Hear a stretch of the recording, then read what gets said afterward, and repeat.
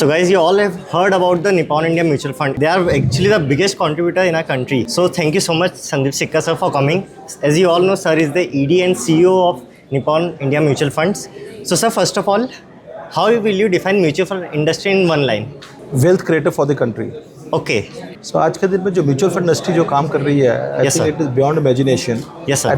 You have to see दो तीन अलग अलग लेंस से देखते हैं. एक तो कंट्री के लिए आज जो हाउस होल्ड सेविंग आज कैपिटल मार्केट में जाती है, Yeah. कैपिटल मार्केट में जाने के बाद वो पैसा सारा का सारा कंपनीज में इन्वेस्ट होता है, एम्प्लॉयमेंट क्रिएट हो रही है Yeah. वो.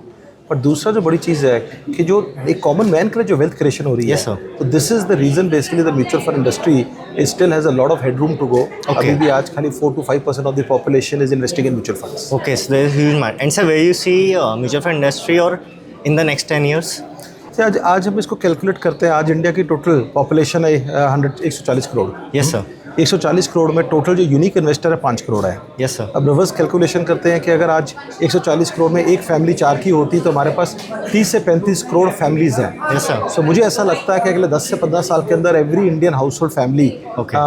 Will be mutual fund investor. और मैंने जो आज सुबह बोला स्पीच में Yes, sir. कि हर घर में म्यूचुअल फंड, Yes, और sir. उसकी शायद नींव यहीं से इंदौर से स्टार्ट होगी. ओके. एंड सर लाइक अगर कोई फर्स्ट टाइम में इस इंडस्ट्री में आ रहा है, सो किस थॉट प्रोसेस से आना चाहिए कि लाइक सर कई बार ग्रीड और वो सब चीज़ों को साइड में रखते हुए, सो what you will say? Sir मेरे लिए सबसे इंपॉर्टेंट चीज़ क्या, आपको जब इस इंडस्ट्री में आना है, म्यूचुअल फंड में स्टार्ट करना है, Yeah. आपको इमोशंस बाहर रखनी है. सो सबसे बड़ी प्रॉब्लम जो ग्रीड हो या कंजर्वेटिव हो, कोई Yeah. वो इमोशन से आती है. कभी आदमी को लगता है मुझे ज़्यादा पैसा चाहिए, कभी लगता है कि मुझे कंजर्वेटिव पैसा लूज नहीं करना. और जब भी इमोशंस आ जाते हैं तो आदमी एक रैशनल थिंकिंग नहीं होती. आपको जैसे एग्जांपल दूंगा, पहले हम देखते थे जब मार्केट ऊपर जाती थी काफ़ी लोग रिडीम करने लग जाते थे. कभी क्या होता था कि मार्केट नीचे आती थी, लोग इन्वेस्ट करना कर देते थे. Yes, sir. लेकिन उससे कभी भी कोई टाइम नहीं कर पाया. Yes, तो इसमें क्या इमोशंस को बाहर रख के डिसिप्लिन वे में इन्वेस्ट करना, that is the most important thing. Yes sir. And sir if I talk about sir like आप ना मैनेज करते हैं सर वर्क लाइफ बैलेंस को, सर आप कैसे मैनेज करते हैं? हाउ, क्योंकि sir team and all this things.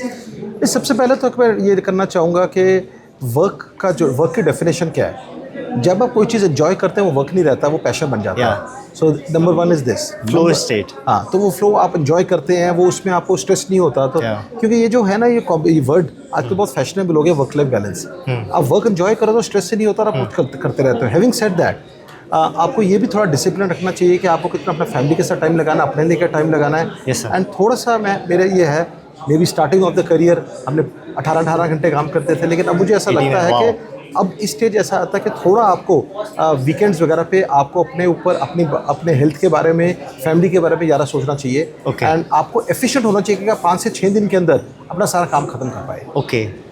And sir, if we talk about youths, so what 3 skills you can suggest them, regardless of whatever industry they are, जो उनको उनके career में से हेल्प करेगी? तो बहुत अच्छा क्वेश्चन. अभी कल हमने हमारे 50 मैनेजमेंट ट्रेनिंग ज्वाइन करे थे कंपनी में, तो एक मैंने उनको जो एड्रेस करते हुए बोला, मैं यही रिपीट करूँगा.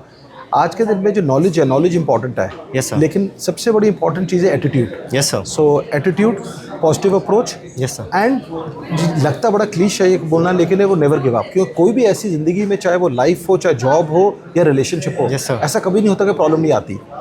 पॉइंट ये है वो प्रॉब्लम को ओवरकम कैसे करते हैं. एंड इसके लिए आई थिंक मैं एक हमेशा कहूँगा, स्पेशली यूथ के लिए, आपको हमेशा ख्याल रखना पड़ेगा, you are as good as the type 5 people around you. Surround yourself with the right type of people, Ambitious. Positive people, Yes, sir. Knowledgeable people. And sir who is your role model और mentor, like जिसको sir आप भी inspiration मानते हैं, किसी भी industry के हो सकता है? नहीं, मेरा नज़रिया ये है कि मैं ऐसे नहीं मानता कि एक आदमी, मेरे में जो क्वालिटीज़ हैं अलग अलग लोगों से मैंने कई चीज़ अपने फादर से ली, कई इंडस्ट्री लीडर से ली हैं, कई. तो मैं भी मानता हूँ कि हर आदमी में कुछ अच्छा होता है. Yes, sir. तो एंड हर आदमी में कुछ शॉर्टकमिंग्स भी होती है. Yes, तो sir. मैं ये नहीं मानता कि एक ही रोल मॉडल होना चाहिए. Yes, sir. डिफरेंट चीज़ों के लिए मेरा डिफरेंट रोल मॉडल है. कई चीज़ों के अंदर ऐसे भी रोल मॉडल होगा. मुझे एक कॉमन मैन, आज के दिन में कोई ऐसा आदमी जिसको आज हम यहाँ बात करें तो कोई जानता भी नहीं हो, तो रोल मॉडल में हर एक में क्वालिटी होनी चाहिए. Okay. So at last sir, any specific message जो सर म्यूचुअल फंड डिस्ट्रीब्यूटर बनना चाहते हैं या इंडस्ट्री में आना चाहते हैं, so what you like to give sir? Mutual fund industry is one of the best industries from 2 points of view. One, I think it is कि आप you are creating wealth for investors. Yes, sir. और number 2 इज़ आपको उनकी जो दुआ मिलती है, बिकॉज क्या है ना, इंटरजनरेशनल. Yes, आप sir. उनके लिए जो कर रहे हैं, उनके बच्चे आगे उनसे कमाते हैं, उनको फ़ायदा होता है. सो आई थिंक एक ऐसी चीज़ है कि म्यूचुअल फंड इंडस्ट्री में more and more distributors should join this industry, not only thinking it's going to be doing good to them, but the fact that they are doing a noble cause Yes. and helping people achieve their dreams. Okay. So thank you so much, sir, Thank you. for coming, giving your precious time. Thank you